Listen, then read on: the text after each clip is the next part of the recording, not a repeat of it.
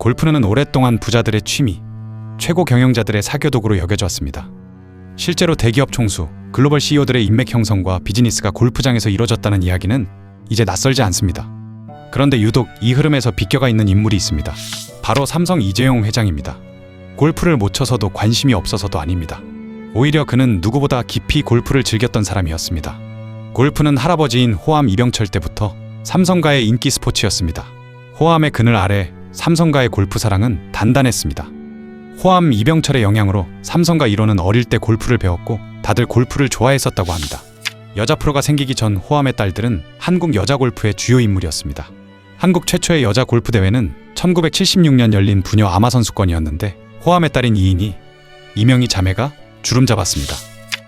고 이인희 한솔그룹 고문은 1978년 2회 대회에서 3위, 4회 대회에서 2위, 5회 대회에서 3위에 올랐습니다. 이명희 신세계그룹 회장은 이병철 회장을 닮아 리틀 이병철이라는 별명을 얻었죠. 아버지가 안양 골프장을 만들 때 함께 보냈던 시간이 많았고 함께 라운드하는 걸 즐겼다고 합니다.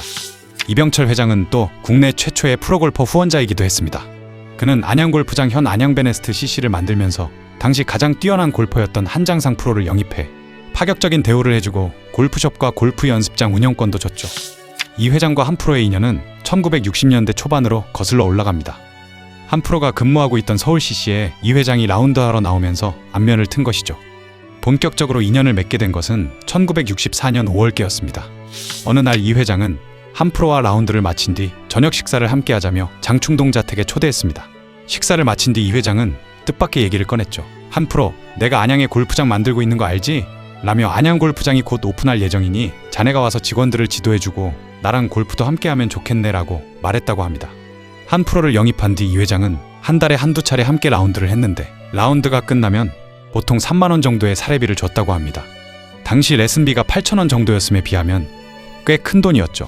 이 회장은 안양 골프장에 엄청난 공을 들였습니다. 일본의 유명 골프장을 다 돌아보고 미국이나 유럽의 명문 골프장에 대한 문헌을 샅샅이 뒤져가며 그 장점만을 따서 가장 이상적인 골프장을 만들려고 노력했죠. 설계는 일본의 명문 골프장인 300CC의 이사장이자 일본 상공회의소 회장인 고토 노보루 씨에 의뢰해 그의 부하 임원인 미야자와 나가이라 씨에게 맡겼습니다. 안양 골프장의 페어웨이 잔디인 중지는 이건희 회장의 작품입니다. 안양 골프장은 처음에 한국산 금잔디를 심었는데 이병철 회장이 코스를 돌면서 잔디의 상태를 면밀히 관찰한 결과 금잔디는 아무래도 골프장에 적합하지 않다는 결론을 내렸죠. 이병철 회장은 일본과 미국의 잔디를 가져와 국내의 차가운 날씨와 장마에 잘 견딜 수 있는 잔디를 개발하도록 했습니다. 수원의 삼성전자 단지 옆에 잔디를 연구하는 실험실도 만들었죠. 그 잔디 개발 과정을 이건희 회장이 진두지휘했습니다. 여기서 개발한 중지는 지금 여러 국내 골프장에 식재돼 있죠. 이병철 회장은 안양 골프장에 적용해도 막대한 비용을 감수하며 최고의 수준을 지향했습니다.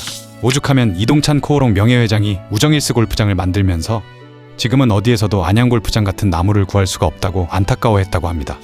이건희 회장 역시 골프를 좋아했고 아프기 전에는 싱글에 가까운 핸디캡을 유지했다고 합니다.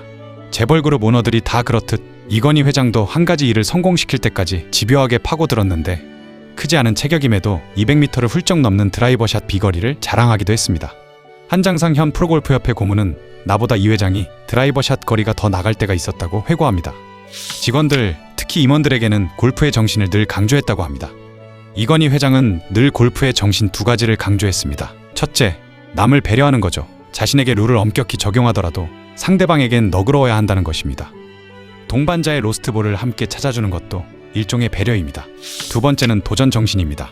골프를 한번 시작한 이상 열정을 쏟아 싱글 핸디캡이라는 목표를 꼭 이뤄야 한다는 걸 강조했습니다. 오너 일가가 이처럼 골프 마니아이니 그룹사 임원들이 골프에 매진한 것은 당연합니다. 호암이나 이건희 회장은 골프 못 치는 임원들에게 열정이 없는 거 아니냐고 슬쩍 한마디 했답니다. 회장이야 지나가는 소리로 말한 거지만 듣는 임원들 입장에서는 긴장될 만하지요. 임원 승진은 회장에게 달려있으니 골프로 회장의 눈밖에 난다는 것은 있을 수 없죠. 그래서 삼성 임원들은 매일 새벽 5시에 벌떡 일어나 연습장에서 1시간 훈련 후 출근했다고 합니다. 그리고 주말에는 삼성가 임원들이 만사를 제치고 라운딩을 하니 기량이 일취월장할 수밖에 없죠. 삼성가의 유독 심한 골프 사랑에도 불구하고 이재용 회장은 스스로 골프를 내려놓는 선택을 합니다. 이 회장 또한 단순히 가끔 골프를 치는 삼성가 일원이 아니었습니다. 그는 한국에서 손에 꼽히는 소수만 가입할 수 있는 영국 왕립골프협회의 정회원이었습니다. 이 사실만 봐도 골프를 단순한 취미가 아니라 하나의 문화로 이해하고 즐기던 인물이라는 점을 알 수 있습니다. 바쁜 일정 속에서도 골프를 통해 사람을 만나고 자연 속에서 생각을 정리하던 전형적인 글로벌 경영자의 모습에 가까웠습니다. 적어도 그 시기까지는 그 역시 다른 재계 인사들과 크게 다르지 않았습니다.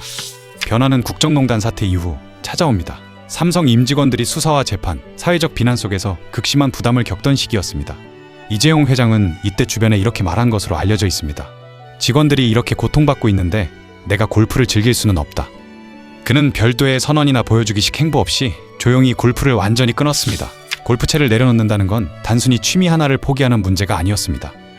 재계에서 오랫동안 유지되어 온 관계 형성 방식, 사교 문화를 스스로 내려놓는 선택이었습니다. 이재용 회장의 결정이 주목받는 이유는 그것이 외부를 향한 메시지가 아니라 내부를 향한 태도였기 때문입니다. 그는 골프를 끊었다는 사실을 적극적으로 알리지도 않았고 이를 미담처럼 활용하지도 않았습니다. 다만 행동으로만 보여줬습니다. 직원들이 겪는 무게를 함께 지겠다는 방식으로 가장 개인적인 영역부터 스스로 제안한 것입니다. 이 선택은 리더는 어디까지 책임져야 하는가라는 질문을 자연스럽게 던집니다. 골프를 끊은 이후 이재용 회장의 새로운 일상은 전혀 다른 방향으로 흘러갑니다. 그는 산으로 향합니다. 남산, 북한산 같은 도심산을 오르며 시민들과 같은 길을 걷습니다. 정해진 회원제 골프장이 아니라 누구에게나 열려있는 산길이 그의 공간이 됩니다. 수행원 없이 조용히 걷고 마주치는 시민들과 눈을 맞추는 시간이 그의 일상이 되었습니다.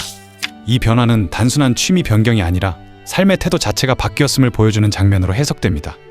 이재용 회장의 이런 선택이 상징적으로 드러난 장면은 2022년에 있었습니다. 미국의 위성통신 기업 DC 네트워크의 찰리 에르겐 회장이 방한했을 때입니다. 상대가 등산을 좋아한다는 사실을 알게 된 이재용 회장은 골프나 공식 만찬 대신 먼저 산부터 가시죠라고 제안합니다. 직접 운전해 호텔로 데리러 갔고 수행원 없이 함께 북한산을 올랐습니다. 5시간에 걸친 산행 동안 그 자리는 계약을 논의하는 테이블이 아니었습니다. 서로를 이해하고 신뢰를 쌓는 시간이었습니다. 흥미로운 점은 그 이후입니다. 다음해 삼성전자는 약 1조 원 규모의 장비 계약을 따냅니다. 이 산행이 계약을 위한 계산된 행동이었다고 단정할 수는 없습니다. 다만 분명한 것은 형식적인 접대나 골프 라운딩 대신 인간적인 교류를 선택한 방식이 신뢰를 만드는데 긍정적으로 작용했다는 점입니다. 결과는 숫자로 남았지만 출발은 태도에서 비롯됐다는 평가가 나옵니다. 골프는 여전히 많은 부유층과 경영자들이 즐기는 취미입니다. 하지만 이재용 회장은 그 상징적인 취미를 스스로 내려놓았습니다. 그 이유는 대회 이미지 관리가 아니라 내부 구성원과의 관계, 그리고 리더로서의 책임감 때문이었습니다. 즐거움을 포기한 선택이 오히려 더 큰 신뢰로 돌아왔다는 점에서 그의 결정은 단순한 개인적 취향 변화로 보기 어렵습니다. 잘 몰랐던 현대사에 대해 알게 되셨다면 구독, 좋아요, 알림 설정 부탁드립니다.